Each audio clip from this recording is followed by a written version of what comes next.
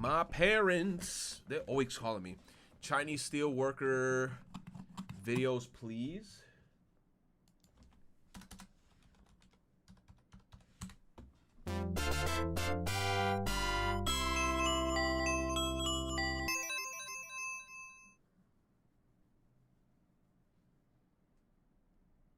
This movie was actually ass. Oh my gosh, this is so terrible.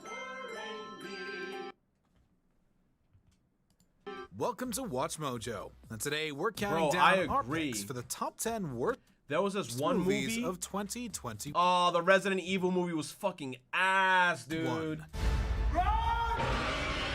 For this list, we'll be looking at movies released this past year that had us either asking the box office for our money back or asking streaming services for our time back. What do you think is the worst movie of 2021? Oh, that movie Let wasn't us so know bad. in the comments. That movie Number wasn't 10, so bad. Home Sweet Home Alone. We are doing There was another Home Alone? We are doing it. We'll be in and out before you know. not going well. Can we please leave the Home Alone franchise alone already? Facts. The original is a Christmas classic. Whether you think Home Alone 2 Yo, is like, people are fiending to recreate Home Alone. I'm just like, leave the movie the way as is. You can't fuck with the original. The original is just way better. Just leave it alone. the same old thing or a misunderstood gem, it's Or make another movie but change the title. Like people are just using the title Home Alone because they know, oh, people are going to think of the first Home Alone and they think that it's going to save them, but it's not. it's better than everything that followed. Oops. As awful as the subsequent 3 sequels were, they at least understood one thing. We're supposed to root for the kid and against the home invaders.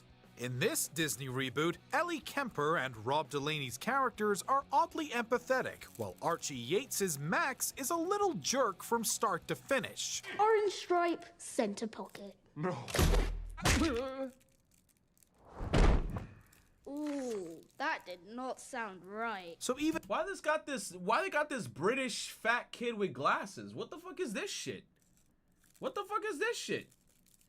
British? as far as soulless retreads go, this film couldn't retread properly. Oh, this is garbage. I don't know why they were always trying to remake the classics. Never as good as the originals. Wasting its talented cast and a popular IP, they should have just made Stoned Alone with Ryan Reynolds. Whatever happened with that project anyway? Marijuana. But why? But why? Number 9. The Misfits. Oh my God, here we go again. If this one's so amusing, it would be sad. To anyone who thinks the Fast and Furious movies are mindless action escapades, we give you The Misfits. This is what a Fast and Furious flick would be like without any innovative action or appealing characters. You wouldn't guess this based on the cast, which includes Jamie Chung, Tim Roth, and Pierce Brosnan, a former James Bond for crying out loud. Damn. At least Brosnan looks like he's having fun, but the same can't be said about the audience. We're stuck sitting through painful one-liners such as, You see, I don't date men. I kill them. the plot, meanwhile recycles from every other heist movie ever made without an ounce of self-aware charm. Is that Nick Cannon? The characters want to be modern Robin Hoods, but the Misfits robs from richer storylines and gives nothing to us poor suckers. What the hell you still doing here? Hopefully, fixing things. Number 8. Voyagers. Remember in the early 2010s when every studio was trying to cash in on the young adult craze? Well, even if Voyagers wasn't at least 7 years too late, it still would have tasted stale. I want to be honest with them. About everything. Otherwise, they'll lose faith in me. The idea of Lord of the Flies in space sounds promising, but Voyagers is devoid of any interesting characters, visuals, or Oh, I remember this movie. I saw a lot of trailers about it, and I was actually interested in watching this. But upon its release, I didn't even know the movie came out. That's how quiet this movie's release was. Nobody talked about it. twists.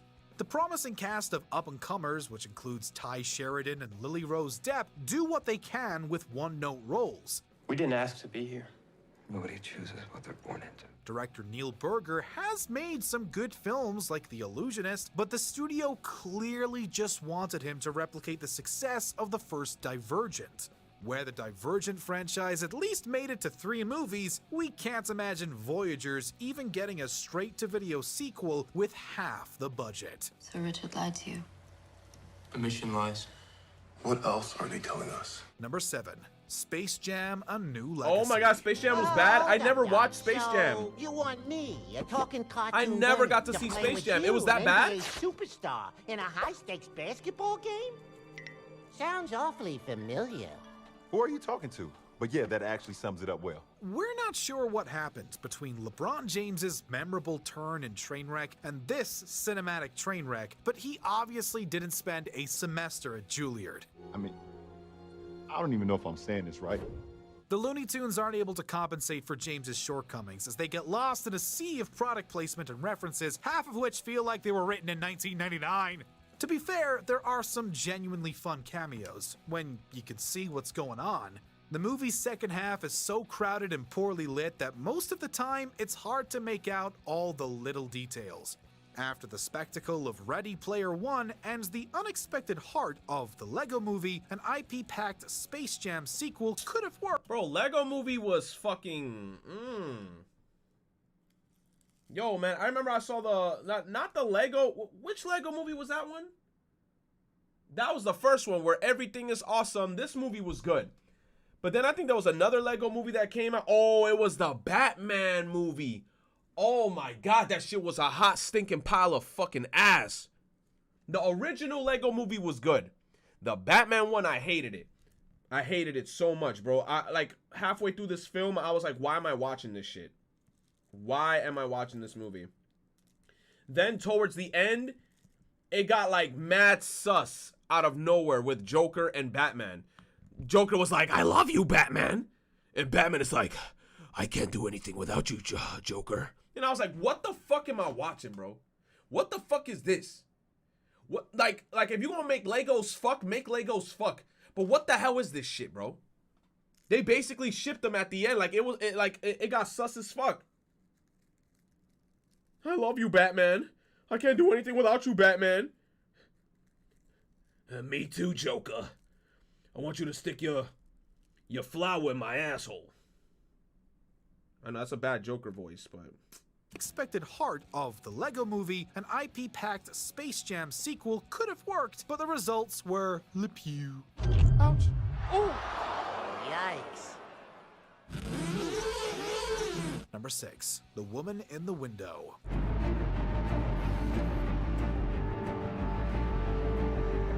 With Amy Adams starring, Joe Wright directing, and the plot I saw this echoing movie. Rear Window, this psychological thriller... Did I not see this movie with chat?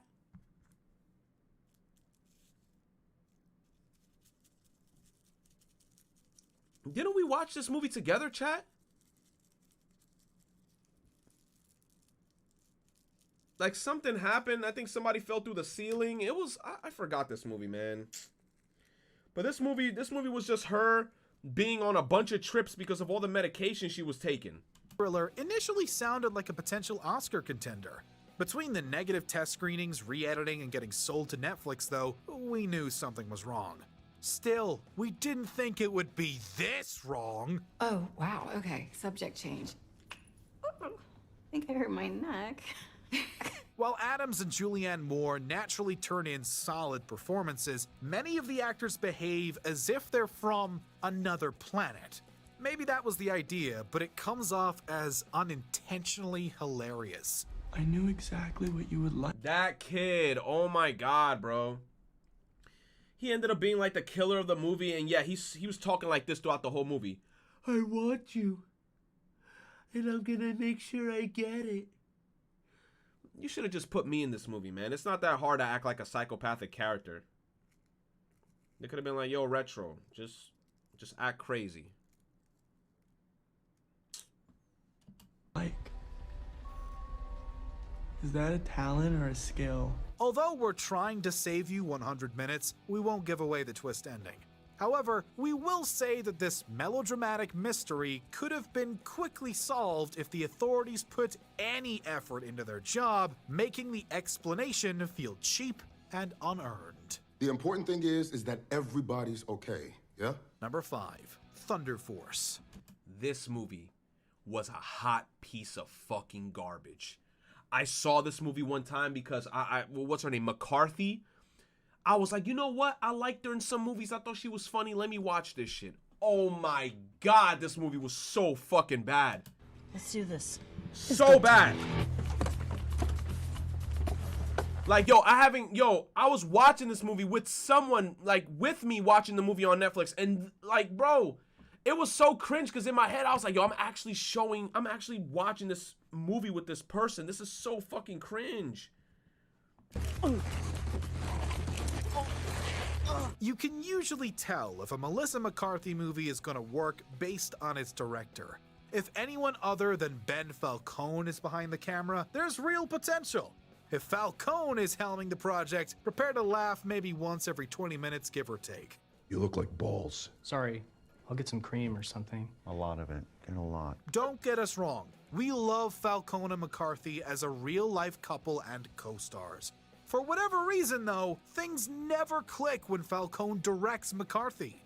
Thunder Force is no exception, adding virtually nothing to the superhero satire or buddy picture formulas. Well, except for casting Jason Bateman as a henchman with crab arms. That's inspired. Bro, I gotta talk about that scene.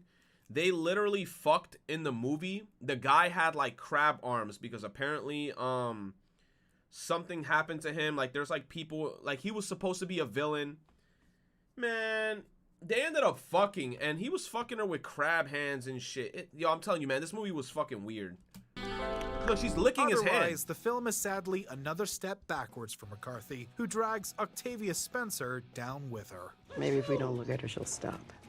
I think we're past that point. Number 4, Vanquish. Let's get you suited up, shall we? In this face-palmingly awful action thriller, Ruby Rose's Victoria is forced out of retirement when Morgan Freeman's Damon takes her daughter hostage. Here's the thing though, Damon keeps her daughter in his house, which Victoria has access to. So instead of going on a wild goose chase laced with death, why doesn't Victoria ever think to just search every room and take her daughter back?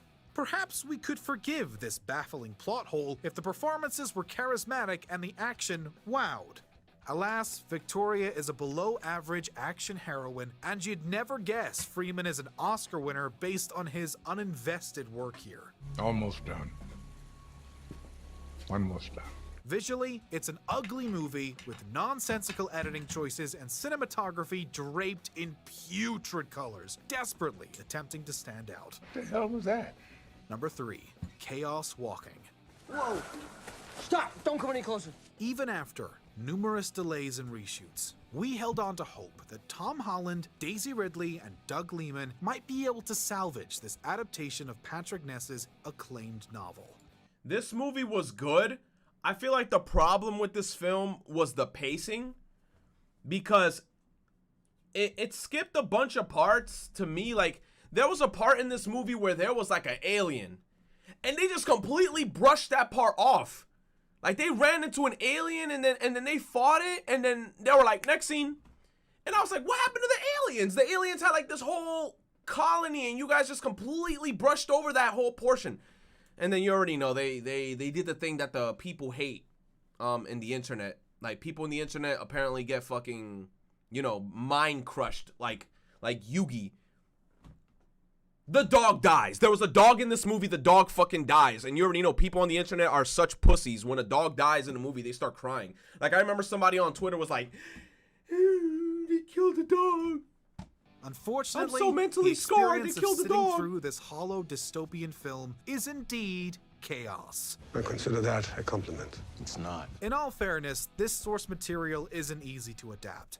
The premise centers on a world where everyone sees and hears each other's thoughts. That problem, boys? No, not everyone. For some reason, only men There's only men there, and then you could see the men's thoughts, but the women's, you can't see their thoughts. You don't know what they're thinking. No problem. While this idea is well suited for literature, it doesn't necessarily translate to a visual medium. Cinema is about showing rather than telling, but chaos walking is constantly telling, even when it doesn't need to. That must be overwhelming. Lionsgate executives reportedly deemed the movie's first cut unreleasable. We're still wrapping our brains around the notion that an even worse version might exist. Number 2, Cosmic Sin. Damn, there's a worse version? Ford, ruining another Friday night for all. You know Fifth Element, that one-of-a-kind That Chris sci-fi Tucker? film with a charismatic performance from Bruce Willis? Not really. Cosmic Sin is the bizarro version with no style whatsoever and Willis sleepwalking through his performance. Or maybe squint walking is more accurate, as he barely opens his eyes here. If I do this, you're gonna restore my rank and my pension. May I ask you a question? You really think... Is that really a reason? You're mad because his eyes weren't open enough? Is that a valid reason, chat? You got what it takes to get this job done? Everything about this production feels bored and half-assed. None of the characters have identities, not a single visual is unique, and there's barely any action. Even the opening text looks like something thrown together on iMovie. We know that's a nitpick, but when the audience is more focused on the font than the characters or story, you know something's seriously off. You might even call it a cosmic sin. We didn't know whether to burn it or put it in a museum.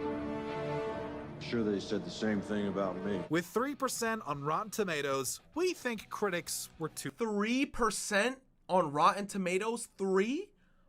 kind. Before we continue, be sure to subscribe to our channel and ring the bell to get notified about our latest videos. You have the option to be notified for occasional videos or all of them, if you're on your... Number 1, music. If you want to make a movie about the autism experience, more power to you. If you want to make a musical based on Sia's songs, sure, that could be fun. I was about to say, is that Maddie Ziegler? They got Maddie Ziegler in this movie playing as an autistic person? Why in the world would you combine these two ideas together, though? We live for the beat, baby, you're all I need, baby, you're all I need. Oh. Sia's colorful direction and peppy music doesn't at all go with the film's serious subject matter, which also tries to tackle drugs, death, and divorce. Granted, musicals like Rent balance serious issues with uplifting music, but that musical understood the subjects at its core. Music has no real understanding of autism, coming off as emotionally manipulative and kind of infuriating. We're sure the filmmakers meant well, but music deserves all 3 of its Razzies, including Worst Supporting Actress, Actress, and Director. No one ever said it would be easy.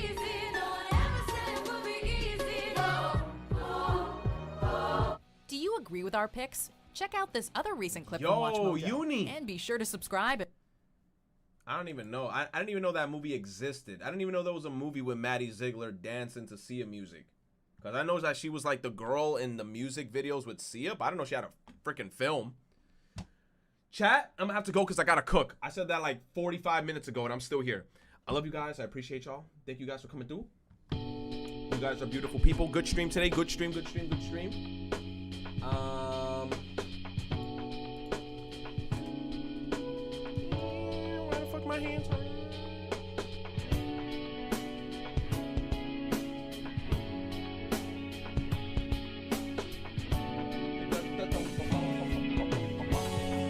You said short stream.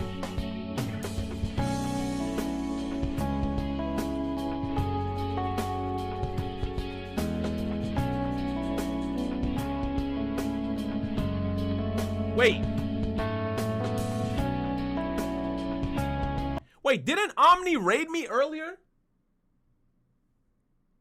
Omni's live?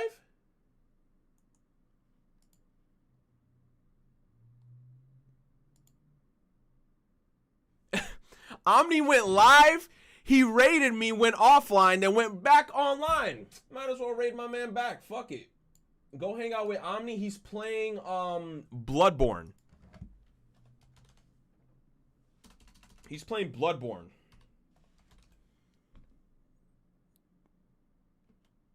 Chat, so don't be mean, all right? Thank you guys for coming through. Y'all are amazing. And we gonna be out, all right? Thank you, thank you, thank you. Love you guys. Appreciate you guys. Hasta la pasta. I'll see you later. And we will most likely meet again, hopefully tomorrow, okay? Peace. See ya. And we outie. Hey, hey.